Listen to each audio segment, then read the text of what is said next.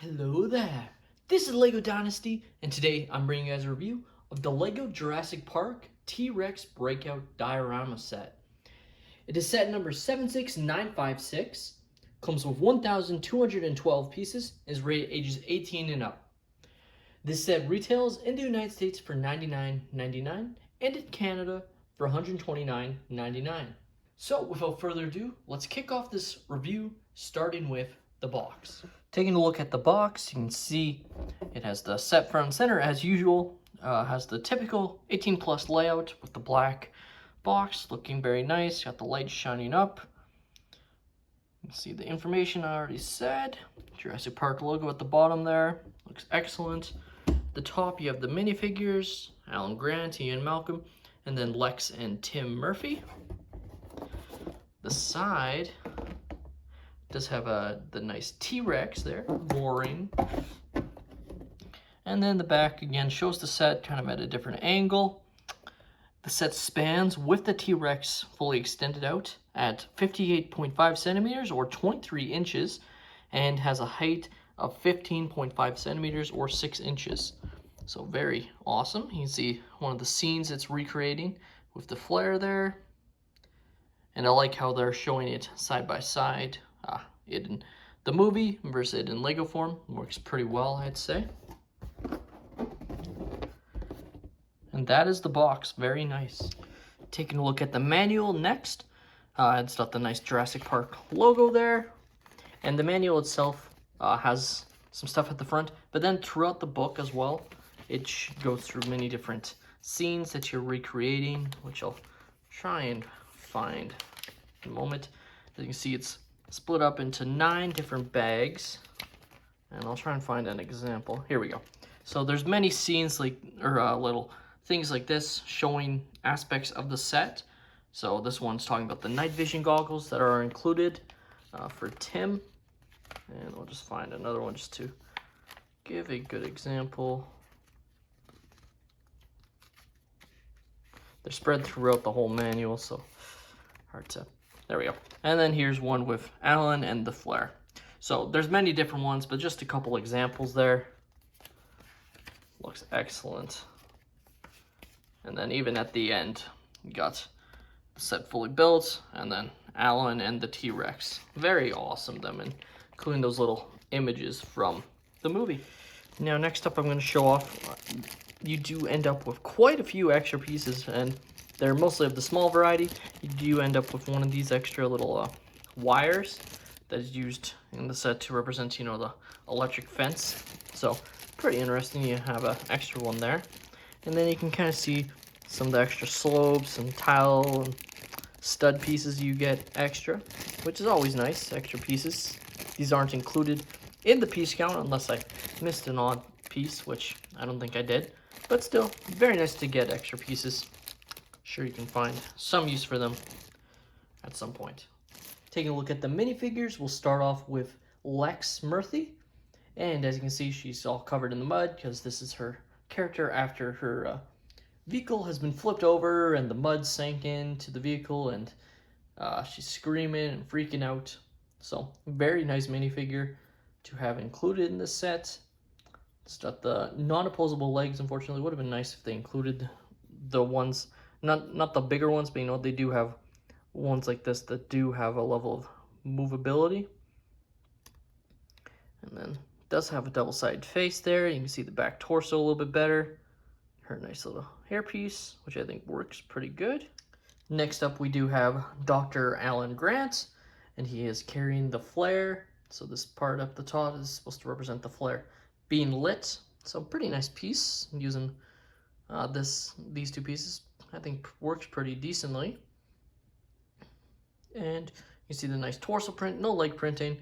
Does have the nice back printing. And then they do include his hairpiece, which is just this one here. So nice that they included both the hat and the hairpiece. Like so. And then also, as you could tell with the hat, he does not have a double-sided face. Next up, we have Tim Murphy.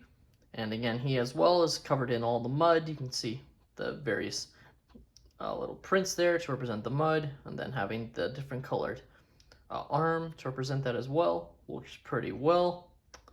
Also some nice back printing there. He does have the double-sided face, and like Alan Grant, he does come with an accessory piece, and that is the goggles, like so. It works pretty well, I would say. Just a couple pieces there. Lastly, we got Dr. Ian Malcolm, and he looks excellent. Got the nice black coat there printed on. And then at the back, it's all kind of ripped up. Looks excellent. He also has the flare because he starts running away to draw the T-Rex away from the kids so Alan can save them. And he does have the double-sided face. Very nice minifigure to have included in the set, of course. Now taking a look at the set, I believe it's only fair if we start off with the T-Rex. So right now the T-Rex is just being held up on this side, like so. That's really the main area. Can't really see it on camera, but I'll show off what exactly he's being held on. And here is the T-Rex. So obviously it's all brick built. This isn't a molded dinosaur. So quite a few pieces, I would say, go into specifically this dinosaur. This is probably at least 200, 300 pieces with all the smaller pieces inside. So you gotta factor that in between that build and this. So is it worth it? You know, would it have been better if they included the molded dinosaur? Well, I think the reason they went with brick built is it would have been hard to make the legs opposable, and it wouldn't have fit to have it, you know, standing over the car. So I think that's the main reason they went with brick built. Would I have preferred the molded version? I think so, but again, it's hard to say. I don't have the molded T-Rex personally, so I can't really judge how it would look with the molded T-Rex, or at least what they've released in the past, if they would have had to create a brand new mold. So maybe that's why they went with this brick-built T-Rex. But it does kind of look a little funny, gotta be honest there. But I think it overall catches the general look of the T-Rex pretty well. You know, you got the teeth, the mouth can move, like so. You got some of the opposable kind of arms. Can move the feet around a little bit. So, showing it from the front. But it does kind of look a little derpy. Like, at the end of the day, it does, to me, look a little derpy at times. I think when it's in the one spot, it holds its ground and looks somewhat menacing, kind of like you can see on the box. I know my ring light's kind of in his face, but I think that kind of looks good. If you have it in a specific way, it can look pretty good at the right angle, but at different angles, it looks a little bit derpy to me. But you do have some ball joints, so you can do some maneuverability of the parts like so. So if you want to like that, etc., you can kind of see the ball joints there that you can move around. So overall, it does hold in place pretty good. I actually had it incorrectly. It wasn't fully in, so it was moving around more than it should. But you can kind of, you get the vibe of the dinosaur itself. We'll just put it off to the side for now, just so I can take a look at some of the other aspects of the set. And then, of course, we have the famous Jurassic Park Jeeps that are on the track there. You can kind of see it there. Now, these specific ones aren't on any sort of track. It just kind of sits in place the way it should, just because of a couple of slope pieces. And that's kind of how you're supposed to pretend it's on the thing. Obviously, it's not very big, so you can't really do much anyways. You can't drive it up or anything. It's not big enough of a set to represent that. But overall, it still works. Taking off the top, you can see on the inside. So here is a brick-built flashlight. You do got the two cups. These are actually supposed to represent the cups of water that start to, you know, like, what's the word? When the T-Rex is stomping and you can hear it in the distance and then the water's moving, that's kind of what's supposed to represent. As well as Ian Malcolm's chaos theory, you know, when he does that with Ellie to explain his theory about chaos. You got the nice sticker. This is a sticker piece of the map of the island. And with these studs here, there isn't really, it doesn't really work putting the characters inside. It works okay, but because of where you have to place them, let me just take off his, you can only really fit one character in it at a time. So you can't fit in two characters in the front. So you can fit a character in the front, character in the back, but you can't fit in all the characters, which obviously the kids are supposed to be in a different vehicle anyways, but I do kind of wish there was general seats or something. Like they definitely, the set itself is, the car itself is downscaled significantly, obviously. In the box, it only shows Ian on the inside because Malcolm has run outside to try and get the attention of the dinosaur. So in that aspect, it does work, but it would have been nice if you could have fit two characters in the front, two characters in the back, but there's just not enough space to do that. But taking a look at the vehicle a little bit more, you can see some of the excellent details, stickers all around. There's quite a few stickers in this set. Not a lot of printed pieces, so pretty much everything you're seeing on this vehicle is a sticker, unfortunately. The only printed pieces are these rims. Those are printed pieces, which is nice. Would have been nice if some of these other pieces were printed, such as the computer piece, etc. But you can see what they've accomplished in the look of the set. I think they've done an excellent job of capturing the overall look of it. Now, showing off the vehicles, or I guess just the diorama itself, you can see at the front, boy, I do hate being right all the time, from Dr. Ian Malcolm, or I guess I keep saying doctor, but just Ian Malcolm. And also that's a famous quote from Jurassic Park, and takes place right around the time this scene is occurring. So on the side here, you do have the vehicle that's been tipped over. Now it is just like so, you know, it's not the full vehicle.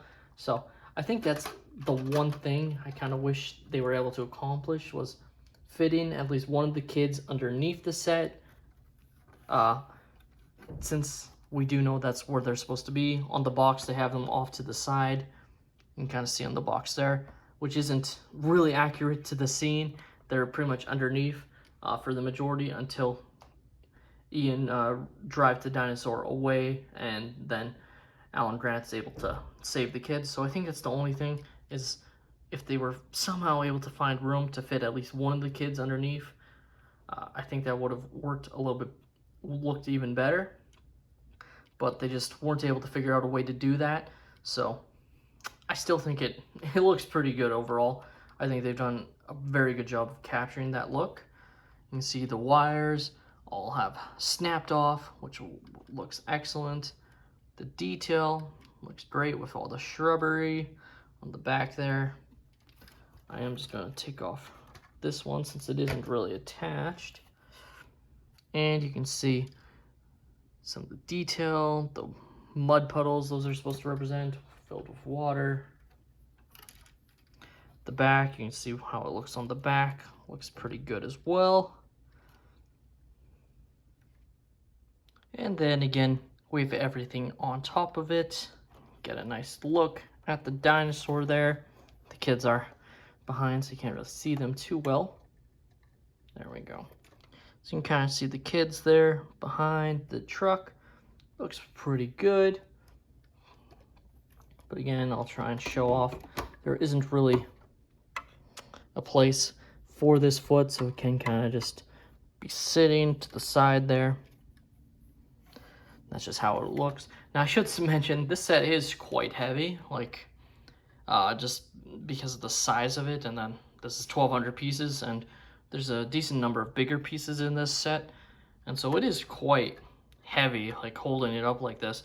So you're definitely going to want to not be moving around too much. I'd say it's overall pretty stable, but again, like this vehicle isn't fully on, and then the dinosaur, the T-Rex, is only being held up by a few studs.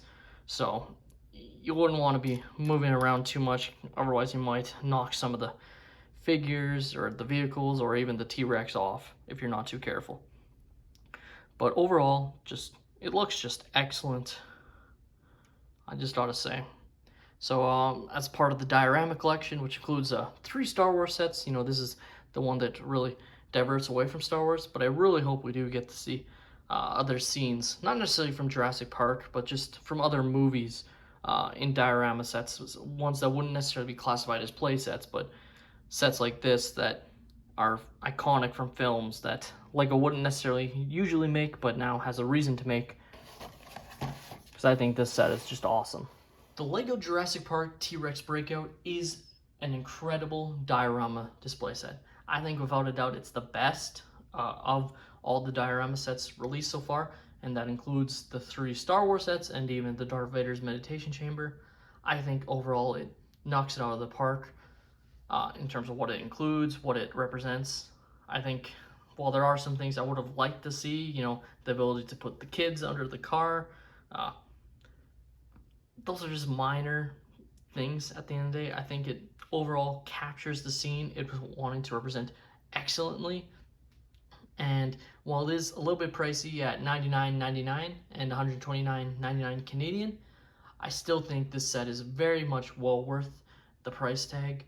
It captures such an iconic scene so well, and I think it is an excellent display model. You can display it and have it on, and like if you're a Jurassic Park fan, you're gonna want to have this set just to display it, show off your Jurassic Park fandom essentially. I just think it looks amazing, and I'm very excited to have gotten this set. With that being said, that is all my opinion, so let me know your guys' thoughts in the comments down below. What are your thoughts on the Jurassic Park T-Rex Breakout diorama set? Are you guys hoping they release more diorama sets, not necessarily for Jurassic Park, but for other films? And if so, let me know which films you would like to see LEGO do dioramas of. This has been LEGO Dynasty. Please leave a like and subscribe if you have enjoyed, and have a great day, everyone.